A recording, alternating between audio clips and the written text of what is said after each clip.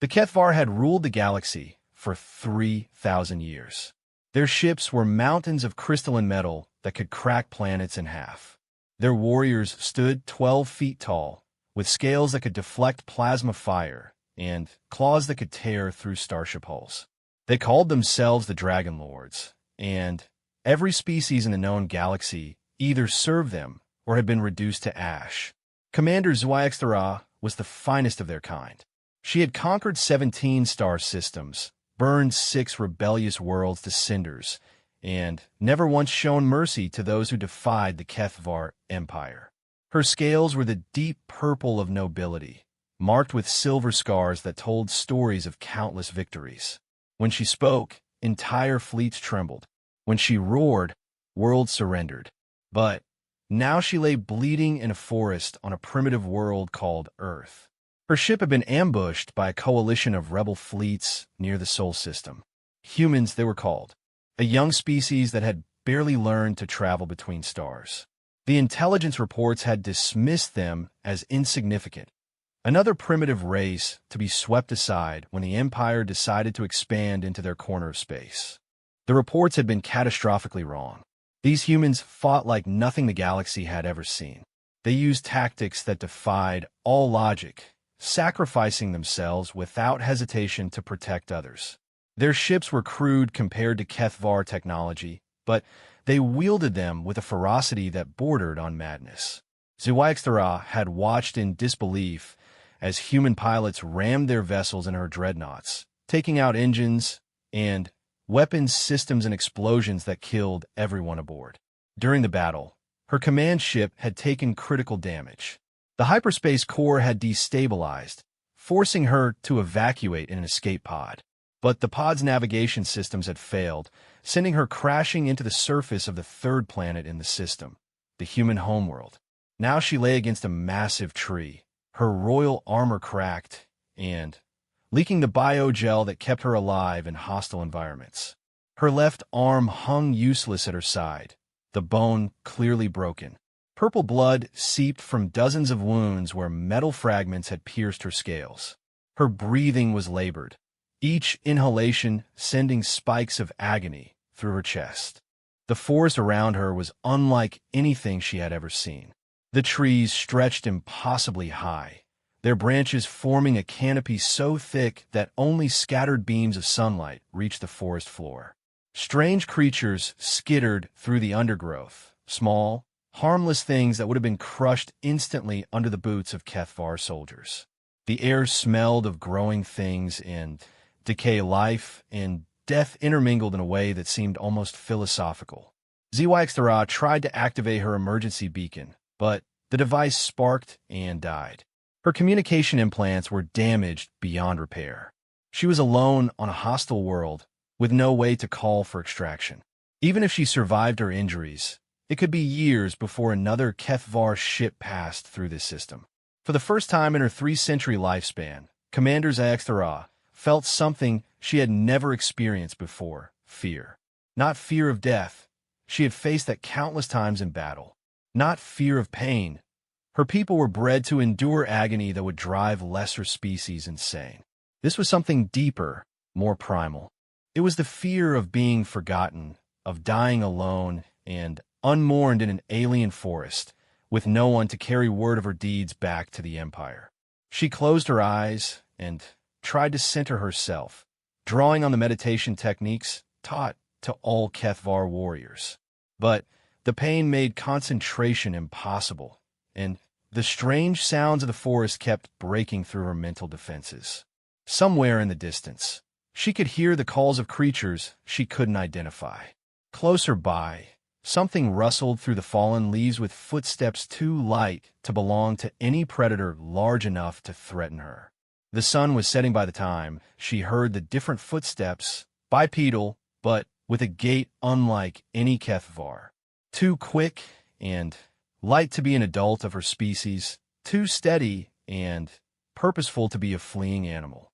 Zhuaixtara forced her eyes open and reached for the plasma pistol at her side, though she doubted she had the strength left to aim it properly. Through the trees came a small figure, moving with the careful silence of someone who knew they didn't belong in this place. As it drew closer, HFY realized what she was seeing and nearly laughed at the absurdity of it. It was a human child. The boy couldn't have been more than 12 of their years old, though HFY had a guess.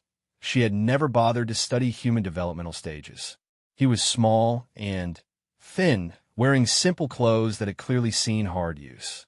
His skin was darker than most humans in the intelligence reports, and his hair was black and unruly. But it was his eyes that struck her most. They were large and dark, and filled with an intelligence that seemed far older than his apparent age. The child stopped about 10 meters away, studying her with the same caution she might show when approaching a wounded predator. For a long moment, neither of them moved.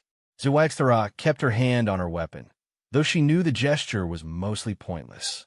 The boy could probably outrun any shot she might manage to fire. Slowly, the child raised both hands, palms forward, a universal gesture of peaceful intent that transcended species.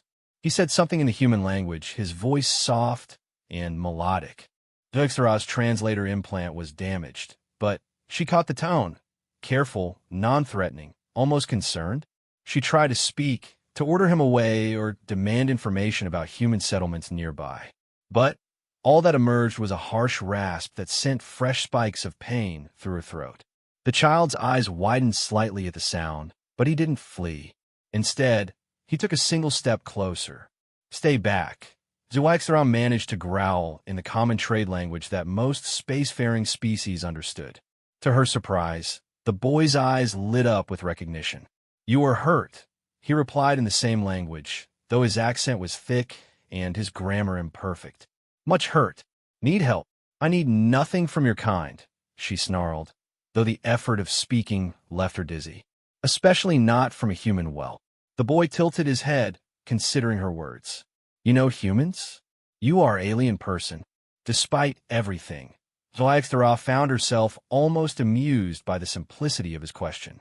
"I am HFY," she said. "We rule this galaxy. Your species exists only because we have not yet decided to exterminate you." She expected fear at those words, terror, perhaps even anger. Instead, the boy simply nodded as if she had told him about the weather. "That sounds very hard," he said quietly, "to decide who lives and who dies. Much responsibility." The response was so unexpected that HFY actually blinked. In her experience, primitive species either cowered before HFY might or raged futilely against it. This human child was doing neither. He seemed to be sympathizing with her. "You don't understand what I am," she said, confusion creeping in her voice. "What I've done. How many of your kind I've killed." "I understand you are bleeding," the boy replied with the stubborn logic that only children possessed. "I understand you are alone and afraid. Pain is pain, no matter who feels it." Before HFY could respond, the child began moving again, not toward her but in a wide circle around her position. She tracked him with her eyes, fingers still on her weapon's trigger. But he made no threatening moves. Instead, he seemed to be examining the crash site, studying the scattered debris from her escape pod with the intense curiosity of youth. He paused at one piece of wreckage, a twisted chunk of metal that had once been part of her pod's medical bay. The boy poked at it carefully, then looked back at her with those impossibly old eyes. "You have medicine?" "For healing." HFY stared at him. The medical kit had been destroyed in the crash, its contents scattered or contaminated. Even if it had survived, human physiology was so different from HFY that the medicines might well be toxic to her. "No," she admitted. "Nothing usable." The boy nodded again, then did something that left HFY completely speechless. He began gathering wood for a fire.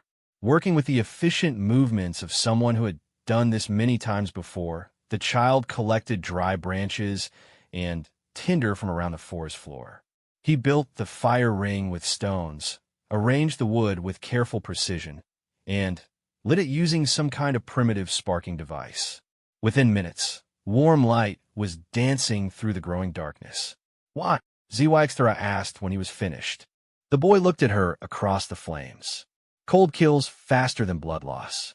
Fire brings comfort. You need both. I am your enemy, she said, the words feeling strange in her mouth. My people will come for me eventually. When they do, they will burn this world. Kill everyone on it. Maybe, the child agreed with heartbreaking matter-of-factness. But that is tomorrow's problem. Today you are hurt and alone. Today I can help. Zawixthara felt something crack inside her chest, and for a moment she thought it might be another broken rib.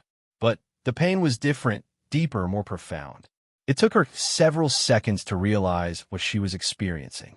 For the first time in 3 centuries of existence, she was crying. The tears came slowly at first, then, in a flood that she couldn't control. They traced burning paths down her scaled cheeks, mixing with the purple blood from her wounds. She wept for the world she had burned, for the countless lives she had ended, for the hollow existence she had called strength. But, mostly, she wept because a human child, one of the inferior species she had been taught to despise, was showing her more compassion than she had ever shown anyone. The boy said nothing during her breakdown. He simply tended the fire and watched the darkness beyond the trees, as if standing guard against whatever threats the night might bring. When her tears finally stopped, he spoke again. My name is Marcus, he said quietly. What should I call you? Commander Zawixthara of the 3rd Assault Fleet, she replied automatically, then caught herself. That title belonged to a different life, one that seemed very far away now. But you may call me ZYX. Marcus nodded solemnly, as if she had just shared some great secret. Nice to meet you, ZYX. Are you hungry? She realized. What had she last eaten? The thought of human food revolted her, but the boy was already digging through a small pack he had brought with him. He produced what looked like strips of dried meat and some kind of hard bread. Jerky, he explained, offering her a piece. From deer. And hardtack. Not tasty, but has calories. Zawixthara accepted the food gingerly. Her people were omnivores, like humans, though they preferred their meat fresh and bloody. The dried flesh was tough and salty, but not unpalatable. The bread was indeed tasteless, but she could feel its energy beginning to work through her system. You come to this forest often? She asked between bites. Marcus nodded. Live nearby. Father works in city. Gone much. I like trees better than people sometimes. More honest. Trees are honest. Don't pretend to be something they're not. Oak is oak. Pine is pine. People. He shrugged.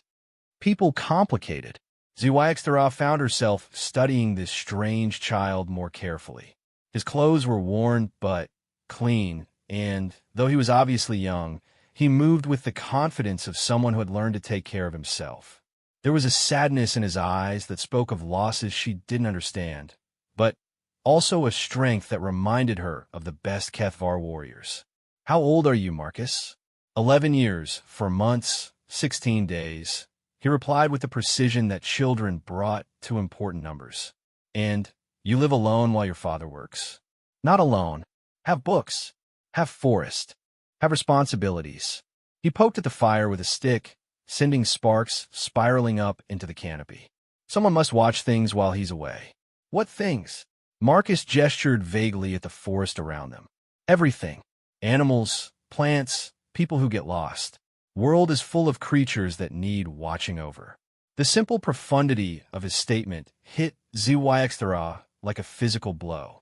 Here was a child who saw himself as guardian of his small corner of the universe, while she had spent centuries as an agent of destruction. The contrast was almost too painful to contemplate. Your people, she said carefully, the ones fighting my ships above your world. Do you know about that?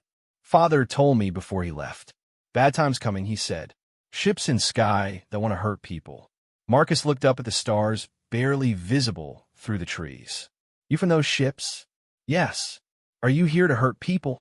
Zawixthara opened her mouth to give the standard HFY response about conquest and the natural order of the universe. But, looking into those dark, honest eyes, she found she couldn't speak the words. She said instead. That was my purpose. My duty. And now? Now I don't know. Marcus nodded, as if this admission made perfect sense. Sometimes not knowing is beginning of wisdom.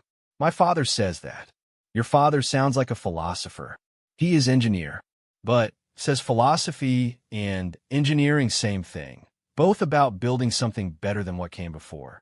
They fell into comfortable silence then, watching the fire burn down to glowing coals.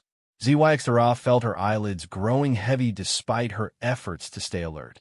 The warmth of the flames, the food in her stomach, and the strange sense of safety that radiated from the child beside her all conspired to drag her towards sleep.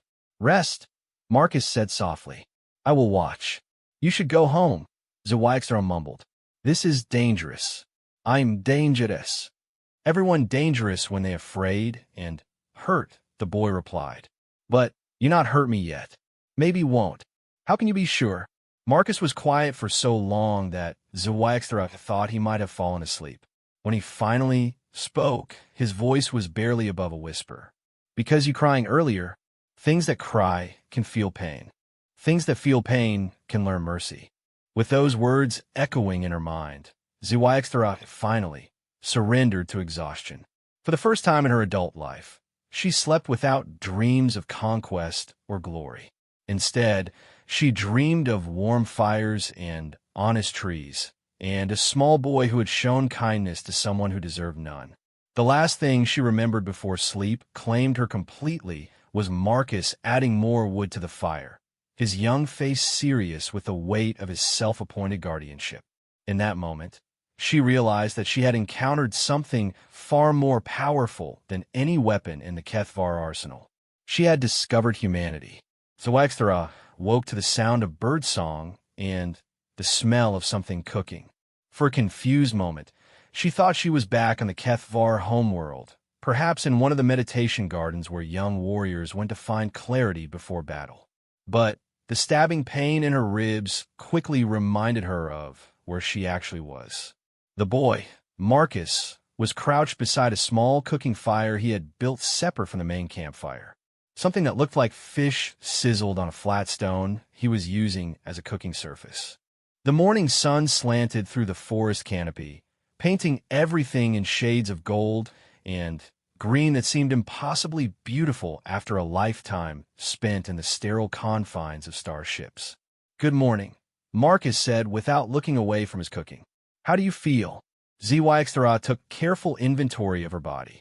The pain was still there, but it had settled from the sharp agony of the night before into a dull, manageable ache. Her broken arm was stiff, but no longer screaming whenever she moved. Most importantly, her head was clear for the first time since the crash. Better, she admitted.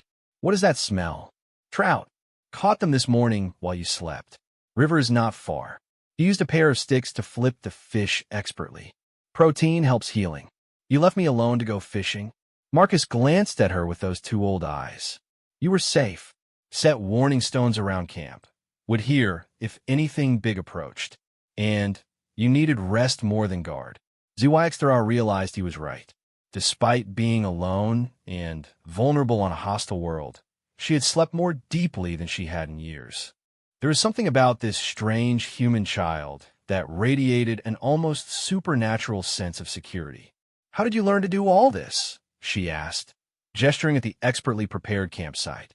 Are all human children so capable? Father taught me. Said world is dangerous place. Must learn to survive alone. Marcus removed the fish from the stone and began dividing it onto two pieces of bark he was using as plates. Also read many books. Knowledge is survival tool. He offered her one of the improvised plates, and ZYXRA accepted it gratefully. The fish was perfectly cooked, crispy on the outside, tender, and flaky within. She had tasted cuisine from 100 worlds, but few things had ever satisfied her as much as this simple meal prepared by a human child in the middle of an alien forest. Tell me about your father, she said as they ate. Marcus was quiet for a while, staring into the flames. When he finally spoke, there was a weight in his voice that no child should have to carry. He is good man, kind man, but sad since mother died. The boy poked at his fish with a stick. Works too much now. Says keeping busy helps with hurt. But I think he's just running away from memories. How long ago did she die? 2 years, 3 months, 8 days. Again, that precision with important numbers. Cancer. Doctor tried everything, but human medicine not good enough. She got thinner and thinner until he trailed off, then shrugged in the way children do when trying to appear brave. Father says she in better place now. Maybe true, but still miss her. Zhuangxia felt that strange ache in her chest again. I'm sorry for your loss. Thank you. Marcus looked at her curiously. Do Kethvar have families? Love like humans. The question caught her completely off guard. In Kethvar society, reproduction was a matter of genetic optimization and imperial duty. Young were raised communally, trained from birth to serve the empire. The concept of emotional attachment to biological relatives was considered a weakness, an evolutionary flaw that inferior species had failed to eliminate.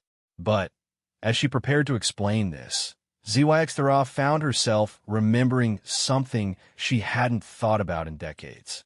She had been very young, barely past her first molting, when she was selected for warrior training.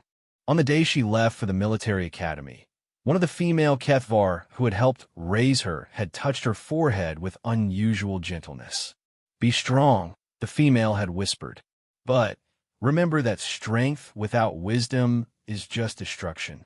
Zhuangxia had dismissed the words at the time, eager to begin her training and prove herself worthy of command. But now, looking into Marcus's expectant face, she wondered if that unknown female had been trying to tell her something important. We used to, she said slowly. Long ago, before the Empire became what it is. But we decided that love made us weak.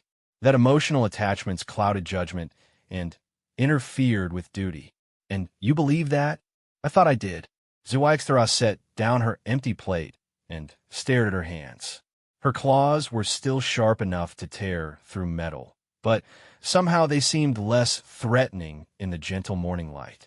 But sitting here with you, watching you care for someone who should be your enemy, I'm beginning to think my people might have thrown away something precious in their quest for power.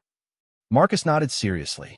Father says love is what makes us human, not our bodies or our brains, but ability to care about others even when it costs us something. And if caring leads to loss, to pain like what you felt when your mother died.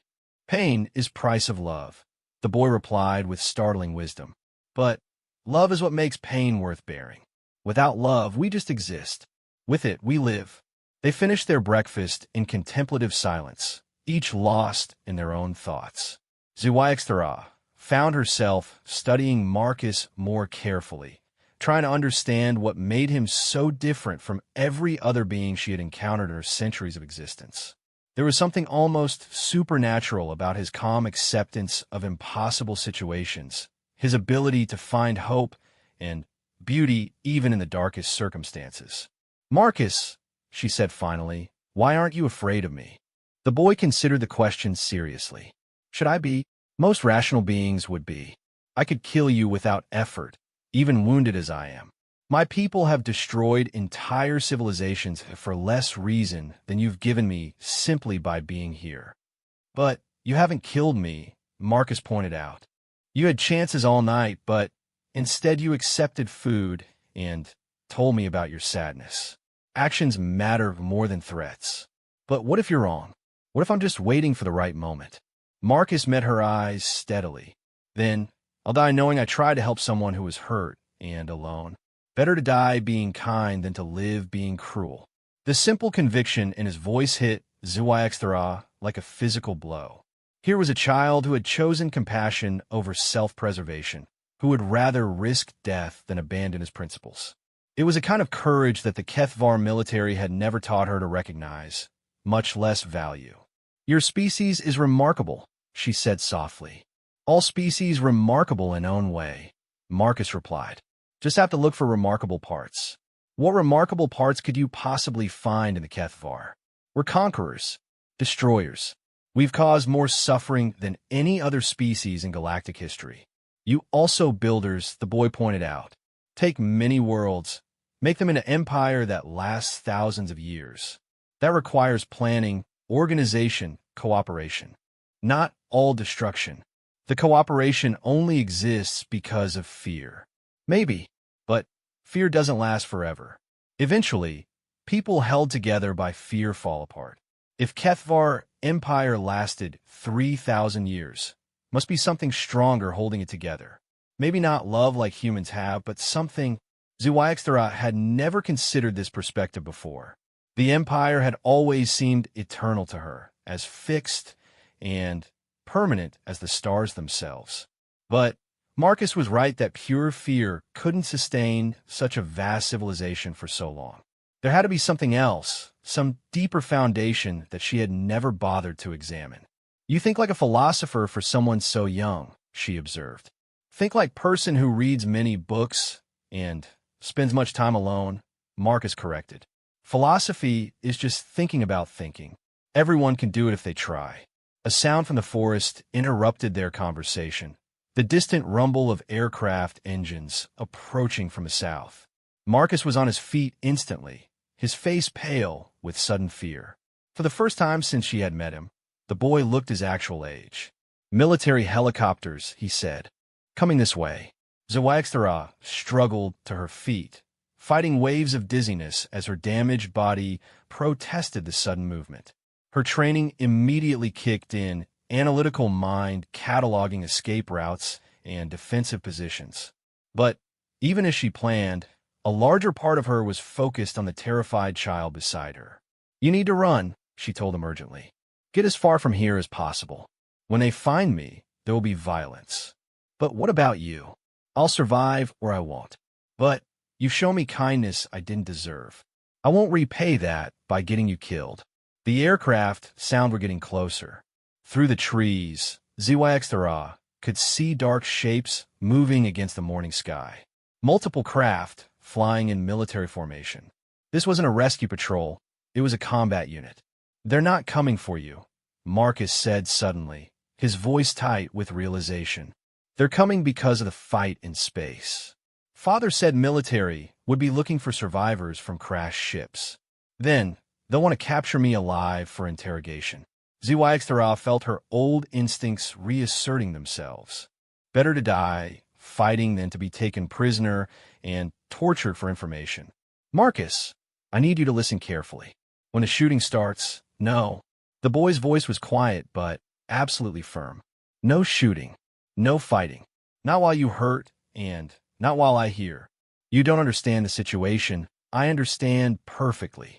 Marcus stepped between her and the approaching sounds, his small frame somehow radiating absolute determination.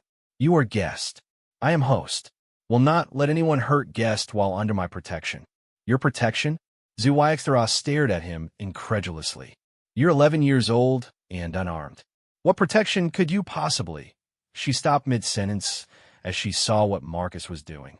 The boy had pulled out some kind of small electronic device and was speaking into it rapidly in the human language. She caught fragments that her damaged translator could parse. Words like medical emergency and civilian in need of assistance. What are you doing? Calling for help. Right kind of help. Marcus finished his transmission and looked back at her with those impossible calm eyes. Told him injured hiker needs medical assistance. Emergency services will come, not soldiers. But the military helicopters will find empty campsite and keep searching elsewhere. We leave now. Go to road. Ambulance will meet us there. Zhuangxia wanted to protest, to explain that it wasn't that simple that human medical personnel would take one look at her and call for backup. But something in Marcus's expression stopped her. The boy wasn't making suggestions. He was implementing a plan that he had clearly thought through completely. You're asking me to trust you with my life, she said. Yes, just like you trusted me all night when you slept. Marcus was already gathering their few possessions, moving with the efficient speed of someone who had done this many times before. Sometimes trust only choice. Better than certain death. The military aircraft were passing overhead now, their engines thundering through the forest canopy. Zhuangxia could hear them spreading out to search the surrounding area. They would find a crash site soon, and when they did, They would begin a systematic sweep of the entire region. "If this goes wrong," she started. "Then we tried something brave instead of something safe," Marcus interrupted, shouldering his small pack. "Come on. Road is 2 kilometers north. Can you walk that far?" Zwaxter tested her weight on her legs and found them steadier than she had expected. The food and rest had helped more than she had realized. "I can manage." "Good. Stay close. Step where I step. Forest has many hiding places, but only if you know how to use them." They set off through the trees, Marcus leading with the confident navigation of someone who had spent his entire life in these woods. Despite his youth, he moved like a trained scout, choosing paths that provided maximum cover while avoiding terrain that would slow them down. Whenever the sound of aircraft grew close, he would guide them under dense canopy or into natural depressions where they couldn't be seen from above. As they walked, Zwaxter found herself marveling at the transformation that had come over the boy. The gentle, philosophical child who had fed her fish by the campfire was still there, but now she could see the steel underneath, the strength that had allowed him to survive his mother's death and take care of himself while his father worked. This wasn't just kindness. It was competence of the highest order. "Where did you learn to move like this?" she asked during one of their brief rests. "Father taught some. Books taught more, but mostly learned from necessity." Marcus peered through the branches above, tracking the position of a distant helicopter. When you spend time alone in dangerous places, you learn to be careful or you don't survive. Dangerous places? World full of dangerous places.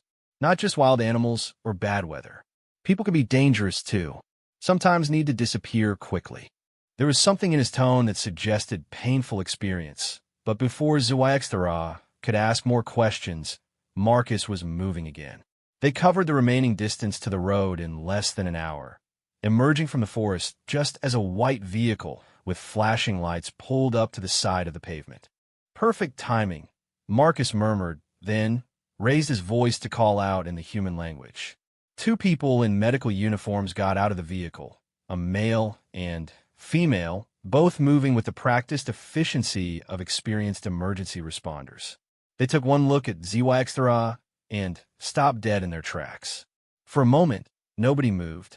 Zwaxter could see the shock and fear in the humans' faces as they processed what they were seeing. A 12-foot-tall alien warrior with purple scales and claws like knives was definitely not what they had expected when they responded to a call about an injured hiker.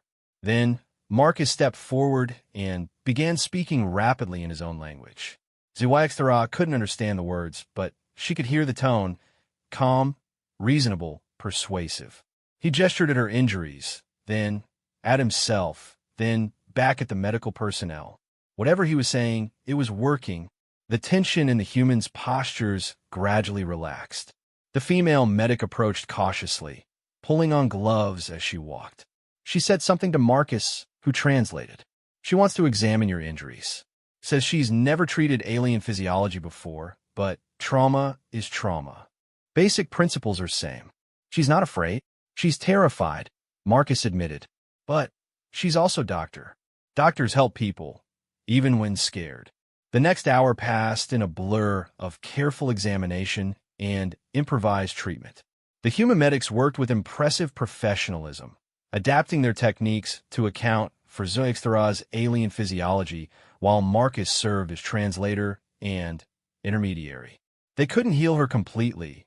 The physiological differences were too great for that, but they cleaned and dressed her wounds, improvised a splint for her broken arm, and gave her medications that helped with the pain. Most remarkably, they asked no questions about who she was or what she was doing on Earth. They simply treated her injuries and prepared to transport her to a location where she could receive more comprehensive care. "Why?" Zwaxter asked as they loaded her into the ambulance. "Why help someone who might be your enemy?" The male medic said something to Marcus, who smiled and translated. He says that's not their decision to make. Their job is to help people who are hurt, no matter who they are or where they come from. Questions about enemies and friends are for other people to answer. As the ambulance pulled away from the forest, Zwaxter found herself staring out the window at the alien landscape rolling past. This world called Earth was nothing like what the intelligence reports had described. The humans weren't primitive savages waiting to be conquered. They were something far more complex and dangerous. They were decent. And sitting beside her in the ambulance, holding her uninjured hand with the casual trust of a true friend, was a small boy who was teaching her that everything she had ever believed about strength and weakness might be completely wrong. The human medical facility was unlike anything in Kethvar experience.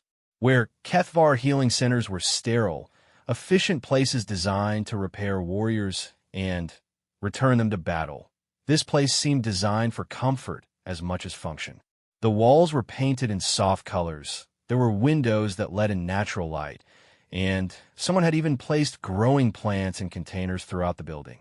Ziwaxthara lay on a bed that had been hastily reinforced to support her weight, surrounded by medical equipment that hummed quietly as it monitored her vital signs. The human doctors, a surprisingly diverse group that included both males and females of various ages and skin colors, had been working for hours to understand her physiology and adapt their treatments accordingly. Dr. Sarah Chun, the physician in charge of her care, had initially been terrified when the ambulance arrived with an alien patient. But fear had quickly given way to professional fascination as she realized she was treating a being from beyond Earth. She had called in specialists from the nearby university, and together they had managed to stabilize Ziwaxthara's condition. "Your bone density is remarkable," Dr. Chun was saying as she examined the latest scan results. "And this biogel that leaks from your armor, it's actually a sophisticated medical support system, isn't it?" Marcus, who had refused to leave despite repeated offers to contact his father, translated the question. Ziwaxthara nodded weakly. Kethvar battle armor includes life support systems designed to keep warriors functional even with severe injuries. The gel contains nutrients, pain suppressors, and healing accelerators. Fascinating. And this scale pattern here, are these natural armor plates or some kind of subcutaneous implant? As the medical examination continued, Ziwaxthara found herself answering questions she would never have imagined discussing with alien physicians. The humans' approach to medicine was so different from what she was used to. Instead of simply repairing damage and returning soldiers to duty, they seemed genuinely interested in understanding how her body worked, in treating her as an individual rather than just another battlefield casualty. "Dr. Chun," Marcus said during a brief lull in the questioning, "she has been hurt for more than just body. Heart hurt too." The physician looked at the boy with surprise. "What do you mean?" "She told me about her people, about things they do to other worlds. She carry much sadness, much guilt. Maybe need healing for that too." Dr. Chen glanced at Ziwaxthara with new understanding. "I see. Well, we do have counselors here who specialize in trauma treatment. Of course, they've never worked with alien psychology before, but..." "No." Ziwaxthara's voice was firm despite her weakness. "I don't need your healers of the mind. My pain is earned. It would be wrong to try to escape it." Marcus frowned at her answer. "Pain that teaches is good. Pain that only hurts is waste. Why keep pain that doesn't help? Because forgetting would dishonor those I've wronged." "Not about forgetting," the boy said with that frustrated tone children used when adults were being deliberately obtuse. "About healing enough to do better. Broken sword can't protect anyone." Before Ziwaxthara could respond, alarms began sounding throughout the medical facility.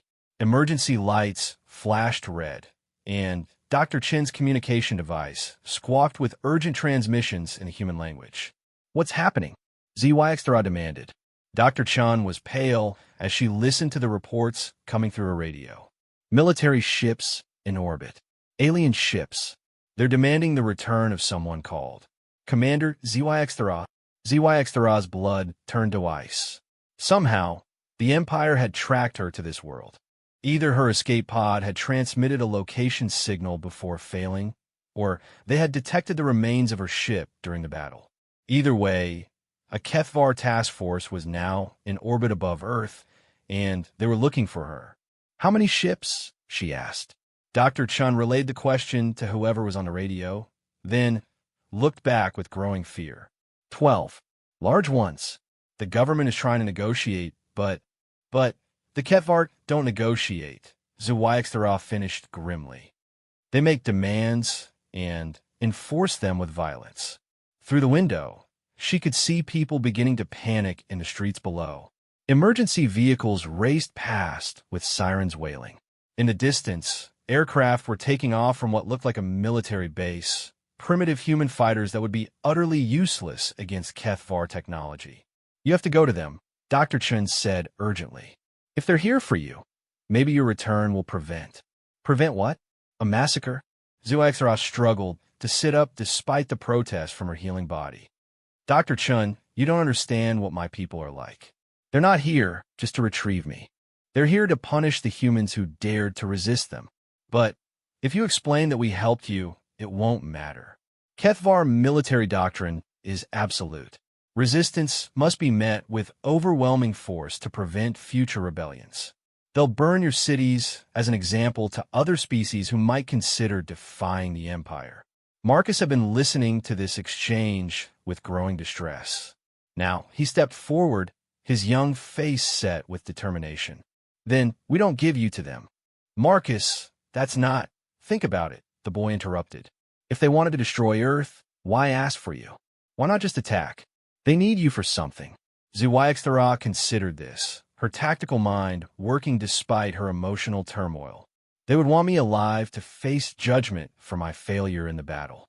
Losing a command ship to primitive humans would be seen as incompetence or cowardice. I would be interrogated, tried, and publicly executed as an example. So they need you specifically. That means we have something they want. Marcus turned to Dr. Chen. Can you contact the negotiators? Tell them we want to talk to the alien ships. Marcus, what are you thinking? HFY asked with growing alarm. Thinking about what you taught me. About finding remarkable parts in everyone. Maybe time to find remarkable parts in HFY too. Dr. Chen was already speaking rapidly into her communication device, passing along Marcus's request. After several minutes of back and forth, she looked up with surprise. They've agreed to a direct communication link. The alien commander wants to speak with you. A wall-mounted display flickered to life, showing the bridge of a HFY dreadnought. HFY recognized the configuration immediately. A Devastator-class command ship, powerful enough to reduce Earth's surface to molten glass. Standing before the display was War Commander Thekmol, one of the most feared officers in the Third Fleet. Commander Thekmol's voice carried the cold authority that had terrorized a dozen star systems. You have brought disgrace upon the Empire by your failure against these primitives. Return to face judgment, or we will burn this world until nothing remains but ash. War Commander, HFY replied, forcing strength into her voice despite her injuries. I am honored by your presence. Honor? You speak of honor while lying wounded in an alien healing chamber? While accepting aid from the very species you were sent to evaluate for conquest. Thekmol's scales darkened with contempt. Your conduct has been beneath that of scavenger worm. I have learned much about these humans during my time here. You have learned weakness. Thekmol snarled, and contaminated yourself with their inferior philosophies. But the Empire is merciful. Return willingly, and your death will be quick. Continue to resist, and we will make these humans pay for every moment of your defiance. Marcus stepped into view of the communication device, his small form dwarfed by the towering alien commander on the screen. She's not going anywhere. The effect was immediate and dramatic. Thekmol actually recoiled in surprise at seeing a human child address him directly. For a moment, he seemed unable to process what he was witnessing. What is this creature? He demanded. My name is Marcus, the boy said with absolute calm. I am friend to HFY, and you are not welcome on my world. Thekmol recovered from his shock and leaned forward, his massive frame filling the screen. Insolent whelp, I could destroy your entire planet with a single command.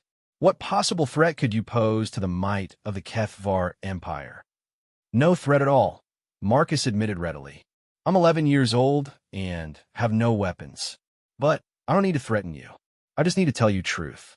And what truth is that? Marcus glanced at ZYXRA, then back at the screen. That you're afraid. The silence that followed was absolute. ZYXRA had never seen a war commander look so stunned. Thekmol's mouth worked soundlessly for several seconds before he found his voice. Afraid? Of what? Of what ZYXRA learned while she was here. Of what she might tell others if she returns to your empire. Marcus's voice remained steady despite facing down one of the most dangerous beings in the galaxy. She found something your people lost long ago. Something that makes them stronger than all your weapons. Impossible. These humans possess no technology that could threaten, not technology. Something better. Something you're so afraid of that you'd rather kill her than risk it spreading. Thekmol's eyes narrowed. Explain yourself, creature. Marcus looked directly into the camera, his dark eyes reflecting a wisdom far beyond his years. Compassion. She learned compassion. And you know that if other Kethvar learn it too, your empire of fear will fall apart. Compassion is weakness. Is it? Marcus asked quietly. Then, why does it scare you so much? For a long moment, no one spoke. ZYXRA watched the exchange with growing amazement. This human child was doing something she would have thought impossible. He was making a Kethvar war commander doubt himself. You speak nonsense, Thekmol finally said, but his voice lacked its earlier conviction. Doi. Then, let me ask you something. Why haven't you attacked yet? Because we require the return of... No, Marcus interrupted. Real reason. You have overwhelming firepower, and humans have no defense against it. You could destroy every city on Earth in minutes. So why are you talking to us at all? Thekmol's expression grew uncertain. Military protocol requires you to demonstrate Kethvar strength. But talking to primitives makes you look weak. So why risk it unless you're hoping for something specific? ZYXRA suddenly understood what Marcus was doing, and the brilliance of it took her breath away. The boy wasn't just buying time or trying to save Earth. He was conducting a psychological operation against one of the most powerful military commanders in the galaxy. You want to know what she learned? Marcus continued. Part of you is curious about compassion, about what it means to care about others. That's why you're here personally instead of sending subordinates. That's why you're talking instead of shooting. I am here to enforce Imperial will. You're here because you're wondering what it would be like to feel what she felt. To experience kindness instead of fear, love instead of duty. Marcus took a step closer to the camera. You want to know what it's like to be human. The accusation hit Thekmol like a physical blow. His scales shifted through a spectrum of colors that ZYXRA recognized as deep emotional confusion. The physiological response of a Kethvar confronting ideas that challenge their fundamental worldview. We are Kethvar. We are conquerors. We cannot. Thekmol struggled with words, his composed demeanor cracking under the weight of Marcus's simple questions. Yes, you can, Marcus said gently. ZYXRA did.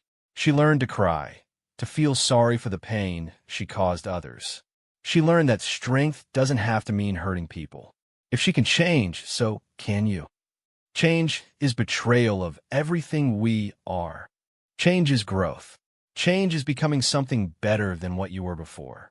Marcus's voice carried the same patience he had shown when explaining human philosophy to ZYXRA. Your empire is built on fear, but fear eventually breaks down. Compassion builds things that last forever. Dr. Chun, who had been watching this exchange with wide-eyed amazement, stepped forward. We could show you, she said suddenly. We could show you what we've learned about healing, about helping others. Not just medicine, but the philosophy behind it. You would share your knowledge? With enemies? You're only enemies because that's what you've chosen to be, Dr. Chun replied. But choices can change. If you wanted to learn instead of conquer, we would teach you. Thekmol stared at the screen for a long moment, his expression cycling through confusion, anger, and something that might have been longing. When he spoke again, his voice was barely above a whisper. What will be the cost of such instruction? Nothing, Marcus said immediately. Knowledge shared freely makes everyone stronger. That's how humans work. And in return, you leave Earth in peace. You take time to think about what you've learned. And maybe when you're ready, you try teaching other HFY about compassion. The silence stretched for what felt like hours. HFY could see the internal struggle playing out on Thekmol's face as centuries of conditioning warred with newfound curiosity. Finally, he spoke. I will consider your proposal. But Commander HFY must still return to face judgment. No, HFY said, speaking for the first time since Marcus had begun his incredible negotiation. I will not return to be executed for learning wisdom. Then you choose exile? Disgrace. I choose growth. I choose to stay here and continue learning what these humans have to teach. HFY met Thekmol's eyes steadily. If that is disgrace in the eyes of the Empire, so be it. Thekmol studied her for a long moment, then looked back at Marcus. And you would welcome a disgraced HFY warrior to your world? I would welcome a friend who needs help healing, Marcus replied simply. The war commander closed his eyes and was silent for nearly a minute. When he opened them again, something fundamental had changed in his expression. I will withdraw the fleet. For now. But I will send observers, volunteers who wish to learn about this compassion you speak of, if they find value in human teachings. He paused, struggling with concepts he had never thought he would voice. Perhaps the Empire could benefit from new ways of thinking. Thank you, Marcus said solemnly. You won't regret this choice. I hope you are correct, young human. For all our sakes.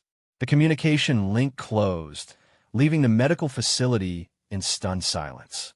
Outside, the panic in the streets was beginning to calm as news spread that the alien ships were withdrawing.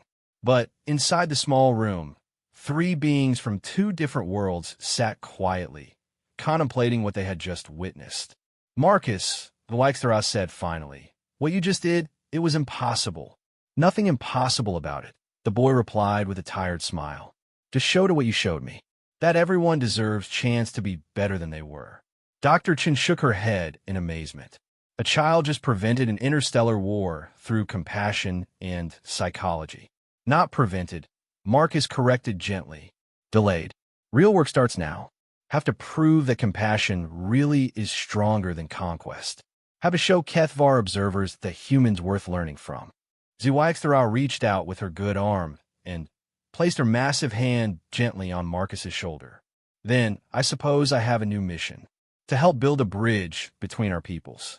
We all do, Marcus agreed. But first, you need to finish healing. Can't build bridges with broken sword, remember? As the sun set over the human city, painting the sky in shades of gold and purple, HFY reflected on the incredible chain of events that had brought her to this moment. A crashed ship, a wounded warrior, and a human child who had shown her that the greatest strength of all was the courage to change. The future was uncertain, and there would be challenges ahead as two vastly different species learned to understand each other. But for the first time in her centuries of existence, HFY felt something she had never experienced before. Hope. 6 months had passed since the day HFY ships had appeared in Earth's sky and departed again without firing a single shot. The human world had changed dramatically in that time, as had the small group of observers that War Commander Thekmol had left behind to study human society. HFY stood in the garden behind the research facility that had become her home, watching the sunrise paint the sky in gentle pastels. Her injuries had healed completely, though she bore new scars that served as permanent reminders of her transformation. More importantly, the wounds in her spirit had begun to close as well, replaced by something she was still learning to recognize as peace. The facility itself was a marvel of human adaptability. Originally designed as a medical research center, it had been rapidly converted into the first interspecies cultural exchange institute in human history. Human scientists worked alongside HFY observers, sharing knowledge and perspectives in ways that both species found challenging and exhilarating. Morning, ZYX. Marcus's voice came from behind her, carrying the warmth that had become as familiar as sunrise itself. She turned to see the boy approaching with two steaming cups, one normal size for him, one specially designed to accommodate her larger hands. Over the months, they had developed a routine of sharing breakfast and watching the dawn together, a quiet time for reflection before the day's work began. "Good morning, Marcus. How did you sleep?" "Better since Father came home," the boy admitted, accepting his cup gratefully. "Nightmares less frequent now." Marcus's father had indeed returned 3 weeks earlier, having completed his emergency engineering work in the capital. David Chun, no relation to Dr. Sarah Chun, though the coincidence of names had sparked numerous jokes, had been stunned to discover that his son had befriended an alien warrior and helped prevent an interstellar war. But after the initial shock wore off, he had proven as remarkable as his son, welcoming HFY into their small family with the same generous spirit that seemed to characterize the best of humanity. "And how are you adjusting to having him home?" HFY asked. "Strange at first. Spent so long taking care of myself that having someone else around felt crowded." Marcus sipped his hot chocolate, a human beverage that had quickly become his favorite. "But good strange. Nice to be child again, sometimes instead of always being responsible." "You've never been just a child, Marcus. Even when I first met you, you carried wisdom that many adults never achieve." "Maybe, but children should have chance to be children before they have to be wise." He looked up at her with those dark eyes that seemed to hold galaxies. "Just like warriors should have chance to be healers." HFY smiled at the gentle rebuke. "Speaking of healing, how are our observers progressing?" "Better than expected. Zethkara, especially. Yesterday, she spent entire afternoon helping at Children's Hospital, just playing with sick kids. Made 3 of them laugh for first time since their surgeries." Zethkara was the youngest of the HFY observers, barely past her second molting when she volunteered for the mission. Initially, she had struggled with human concepts of altruism and emotional connection. But, like all the observers, she was discovering aspects of herself that HFY society had never allowed her to explore. "And Commander Thalvan?" Marcus's expression grew more serious. "Harder case. Still fighting against what he's learning. Keeps saying that compassion is weakness, that we're trying to make HFY soft for conquest. But yesterday I caught him feeding stray cats behind the cafeteria when he thought no one was watching." Thalvan was the oldest and most traditional of the observers, a career military officer who had served in dozens of campaigns. His presence in the program had been controversial. Many humans feared he was actually a spy sent to identify weaknesses for future invasion.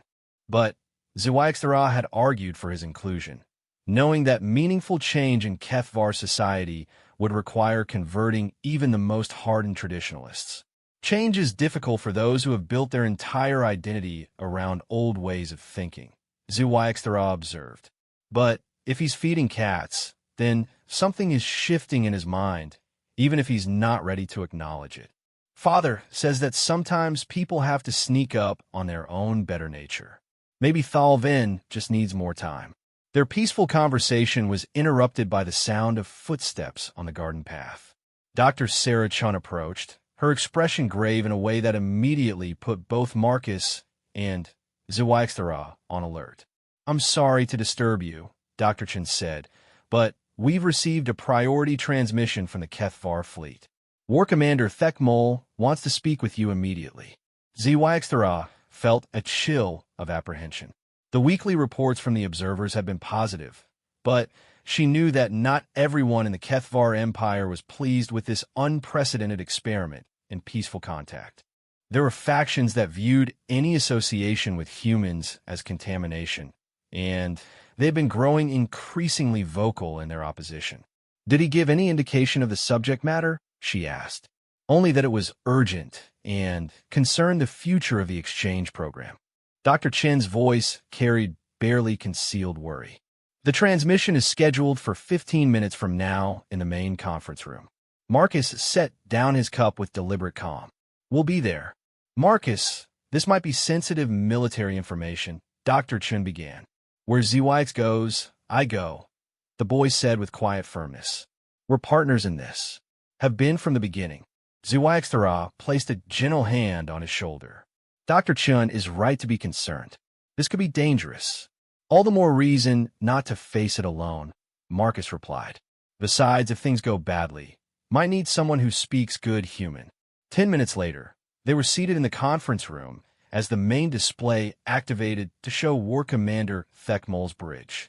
But instead of his usual composed demeanor, the Kethvar commander looked haggard and stressed. His scales were pale with exhaustion, and there were new scars on his arms that spoke of recent combat. Commander Zhuangxia, he said without preamble, the Empire has recalled the Observer mission. All Kethvar personnel are to return immediately. What? What? Zhuangxia leaned forward, alarm evident in her voice. The High Council has declared the exchange program a failure and a contamination of Kethvar purity. They've ordered me to retrieve our people and eliminate all traces of human influence from their minds. That's barbaric. Dr. Chun protested.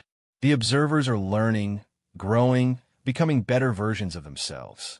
How can that be considered failure? Because it threatens everything the Empire stands for, Thekmol replied wearily. Several observers have sent unauthorized transmissions to their families, describing human concepts of love and mercy. These ideas are spreading through the military ranks, causing what the High Council calls dangerous instability. Marcus stood up slowly, his young face set with determination. What about you, Commander? Do you think compassion is dangerous instability? Thekmol was quiet for a long moment, staring at something off camera. When he spoke again, his voice was barely audible. I think I have seen things in the past months that I cannot unsee. The reports from the observers, the videos of humans caring for their sick and elderly, the way children like you speak truth to power without fear. He paused, struggling with concepts that still felt foreign. I think the High Council may be right to fear these ideas, because once you understand them, it becomes impossible to go back to the old ways. So you're here to collect the observers and return to conquest and destruction? Zhuangxia asked. I'm here to offer them a choice, Thekmol said quietly, and to offer you one as well.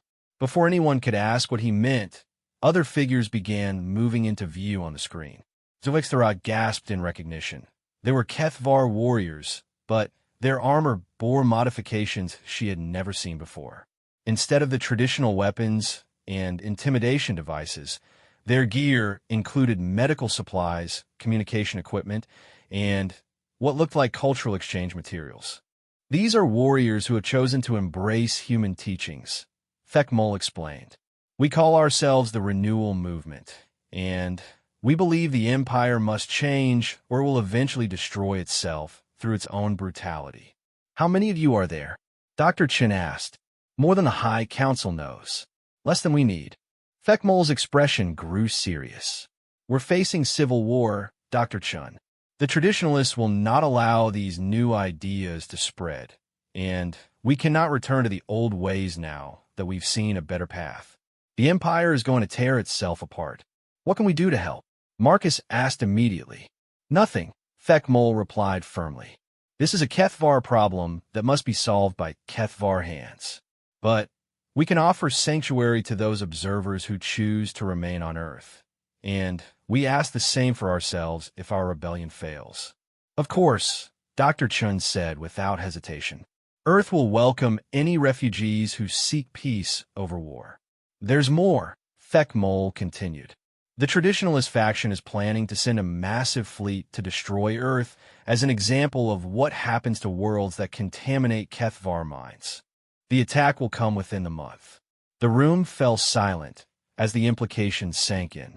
Despite everything they had accomplished, despite the bridges built, and the minds changed, it might all end in the very destruction they had been trying to prevent. How many ships? Zhuangxia asked, her tactical mind automatically assessing the threat. 200 dreadnoughts. Enough to turn your entire world into molten glass. Thekmol's voice was heavy with regret. I am sorry. We tried to prevent this, but the High Council was determined to make an example. Can you warn the human government? Dr. Chun asked urgently. We will, but your defenses are still primitive compared to HFY technology. A few months of preparation won't be enough to mount effective resistance. Marcus had been listening to this exchange with growing intensity, his young mind clearly working through possibilities at rapid speed. Now he stepped forward with the same calm determination he had shown during their first encounter. Commander Thekmol, how many ships do you have in your renewal movement? Perhaps 30 vessels. Enough to rescue some refugees, but nowhere near enough to fight 200 dreadnoughts. What if you didn't have to fight them? Thekmol frowned. I don't understand. What if you could convince them instead? Like you convinced them to send observers in the first place? Marcus, the High Council isn't interested in negotiation anymore. They've declared human influence a disease that must be eradicated. But they've never actually seen it in action, have they? They're making decisions based on reports and fear, not experience. Marcus's voice carried the same patient wisdom that had changed Dexter's life months earlier. What if we could show them what compassion really looks like? How? Marcus looked around the room, his gaze settling on each face in turn. We go to them. All of us, humans, reformed HFY, observers. We board their ships and show them what we've learned. Not as prisoners or enemies, but as teachers. That's suicide, Dr. Chin protested. They'll kill you the moment you come aboard. Maybe, but maybe not. If Commander Thekmol vouches for us, if we come openly and without weapons, if we offer to share knowledge instead of demanding surrender. Marcus shrugged with the fearless optimism of youth. Worst case, we die trying to save both our worlds. Best case, we prevent a war by changing hearts and minds. Zuaxtara stared at the boy who had become her closest friend and teacher, seeing once again the incredible courage that had made him willing to approach a wounded alien warrior in a dark forest. But this time, the stakes were infinitely higher. Marcus, what you're proposing is incredibly dangerous. Even if they don't kill us immediately, we would be completely at their mercy.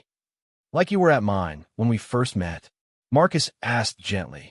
Sometimes being at someone's mercy is the only way to show them what mercy really means. The room fell silent as everyone considered the audacious proposal. It was reckless, idealistic, and almost certainly doomed to failure. It was also, Zuaxtara realized, exactly the kind of plan that only humans would be crazy enough to attempt. I'll need volunteers, she said finally.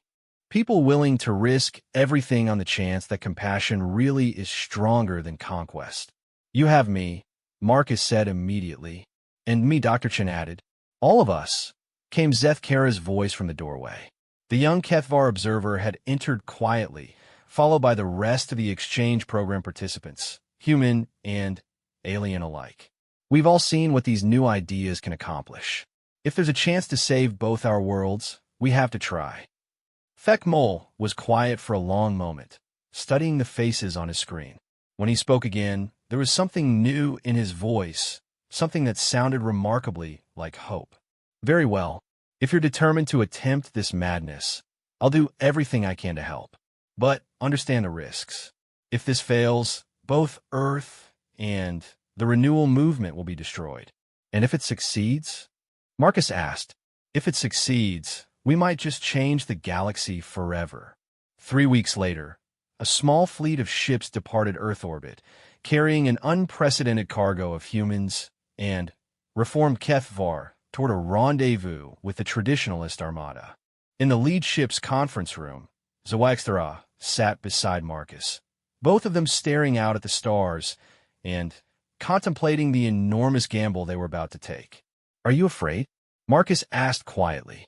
Terrified, Zuaxtara admitted, but also hopeful. 6 months ago, I was a weapon aimed at destroying worlds. Now I'm an ambassador for peace. If I can change that much, maybe anyone can. Even a high council determined to commit genocide, especially them. After all, the greater the darkness, the more powerful the light needed to dispel it. Marcus nodded thoughtfully, then smiled with the quiet confidence that had first drawn her to him. Well then, I suppose we'd better make sure our light shines bright enough. As their small fleet jumped to hyperspace, carrying the hopes of two worlds toward an uncertain future. HFY reflected on the incredible journey that had brought her to this moment. It had begun with a wounded dragon weeping in a dark forest, and a boy brave enough to offer comfort to his enemy. Now, it would end with that same boy attempting to teach compassion to the most powerful military force in the galaxy.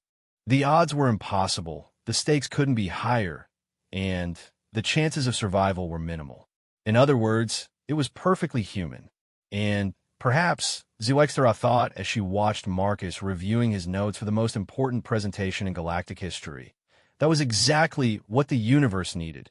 Someone crazy enough to believe that love really could conquer all, and brave enough to bet everything on proving it. The final test was coming, and the fate of countless worlds would hang on the words of a human child who had once fed fish to a crying alien warrior by the light of a campfire.